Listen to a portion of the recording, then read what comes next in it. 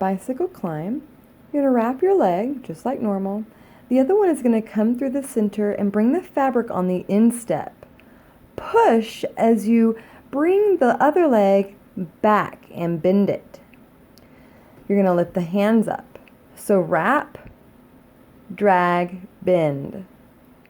Now this climb is very difficult at first, and it takes a lot of training to get the feeling of the bicycle.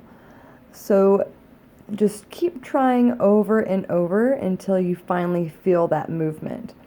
So you're going to wrap that leg, bring the other one around, instep to the fabric, draw it forward as the other leg comes back, and bend. Now that bend is really important.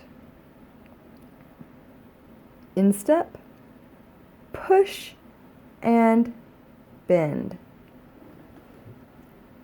Let's see that again. You're going to wrap, instep to the fabric. You're going to push it as you bend the other one back. You want that back foot to come towards that other ankle. Drag it out long to release it. Instep it, push, and draw it back. All right, this is your bicycle climb. Good luck, guys. We'll see you in the next video. Make sure to subscribe and hit that bell to get the newest videos each week.